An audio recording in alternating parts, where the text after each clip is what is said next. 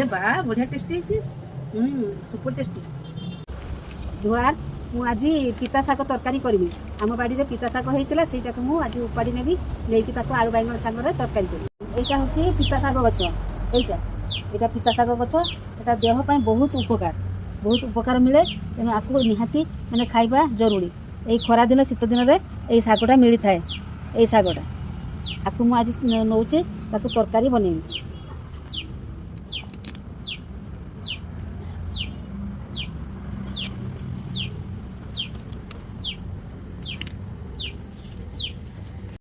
एबे आम बाड़ी रे बैंगन होती आई बैंगन गोटे नौ से पिता शाग सागर मिसेकी तरकारी करी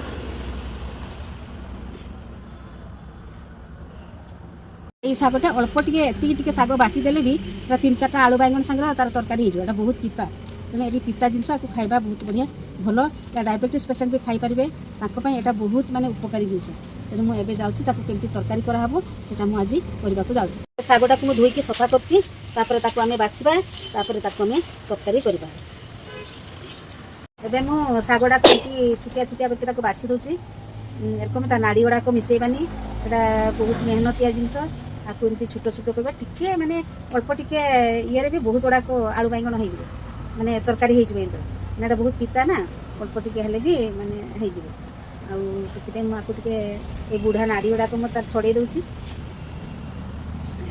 बढ़िया रकम छड़ौची एवं मुझे छड़े सारी एवं खाली हल्का टे बाटी देवी देखिए तरकारी बनैबी तरकारी बनवाई मुझे सोरिष नहीं सोरिष आउ रसुण आउ लंका लंका पियाज आलू 2टा आगे बैंगन आनबी पकई तरकारी करी शाग एवं मुझे काटुची एते किसी बेसी दरकार ना खाली बैंगन को टिके काटवा बैंगन को एमती चुन चुन करके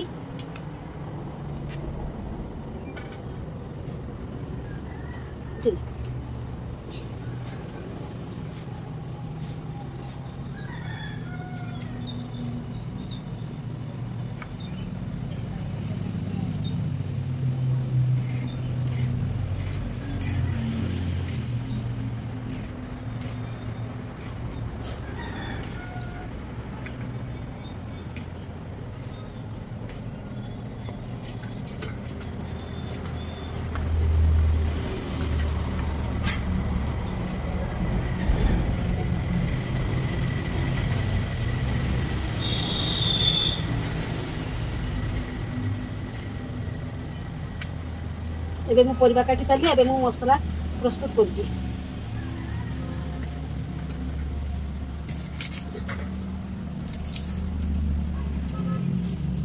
एबे मु मसला प्रस्तुत करमी तापई कि अल्प सोरिष नहीं केना ना एटा बहुत पिता एबे मु मसला प्रस्तुत करछी अदा प्याज रसुण सोरिष आ लंका आखु मु एबे जाउची के ग्राइंडिंग कर देमी तापर तरकारी बसैबी ए चुली जलिलानी मु कढ़ई बसौची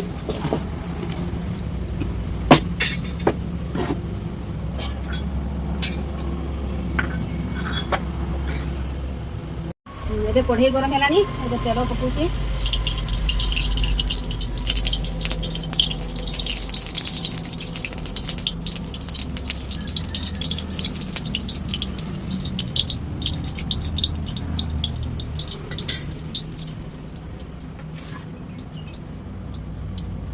एबे तेल गरम हो गलानी पियाज पकेवा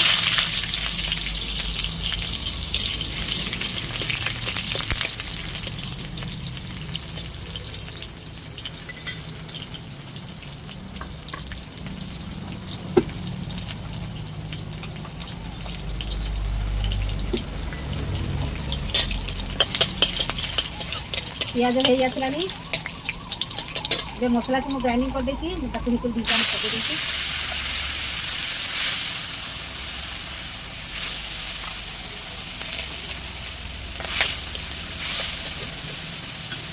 हल्दी गुंड टे पकईदबा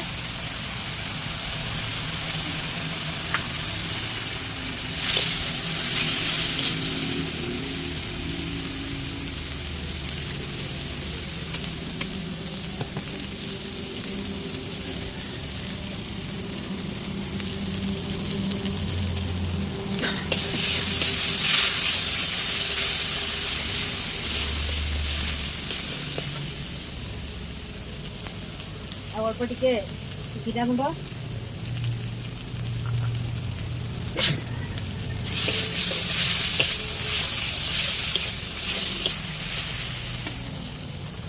ମସଲା କଷିଗଲାଣି। ଏବେ ମୁଁ ଆଳୁ ବାଇଗଣ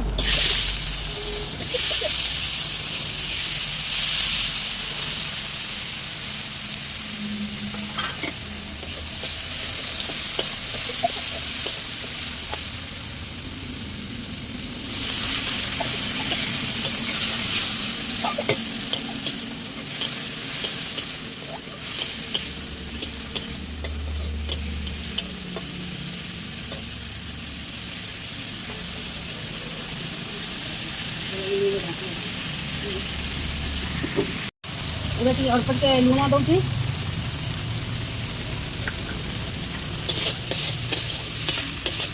ଏବେ ମସଲା କଷି ହେଇଗଲାଣି, ଆଳୁ ବାଇଗଣ ବି କଷି ଆସିଲାଣି। ଏବେ ଟିକେ ଢାଙ୍କ ପକେଇଦେବା। ଏବେ ଢାଙ୍କୁଣା ବାହାର କରିବା, ଦେଖିବା ଆଳୁ ବାଇଗଣ ସିଝିଲା କି ନାହିଁ। ଏବେ ପରିବା ସିଝିଗଲାଣି। ଏବେ ମୁଁ ସେଇ ପିତା ଶାଗକୁ ପକେଇ ଦେଉଛି। ତାକୁ ମୁଁ ବାଟିନି, ତାକୁ ସେମିତି ପିତା ବାଟି ଦେଇଛି। ଏଇଟା କଷି ଅଛି, ସେଟା ପକେଇଦେଲେ ବି ସିଝିଯିବ।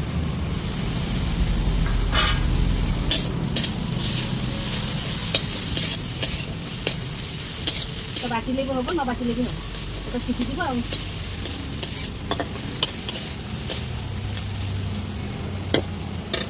ଖାଲି ଅଳ୍ପ ପାଣି ଦେଉଛି, ପାଣି ଦେଇକି ତାକୁ ଢାଙ୍କ ଟିକେ ମାରି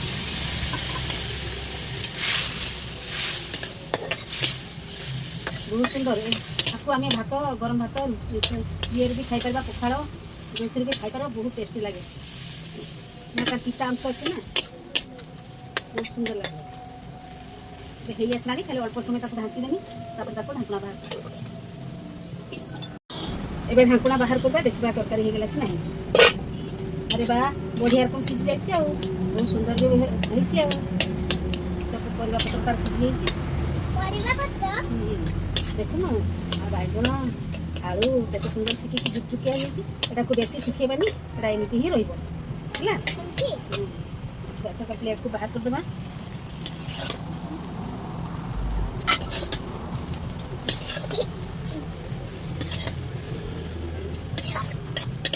ବେଶୀ ବେଶୀ ଖାଆନ୍ତିନି, ଅଳ୍ପ ଅଳ୍ପ ଖାଆନ୍ତି। ଏଟା ପିତା ଜିନିଷ।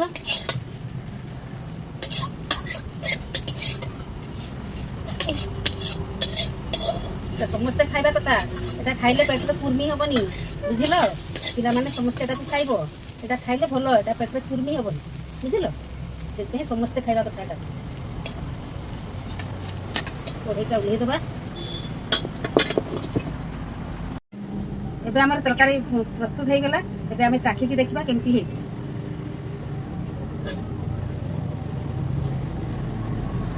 देखिए खाइले देखिए केमती ହେଇଛି ତରକାରୀ।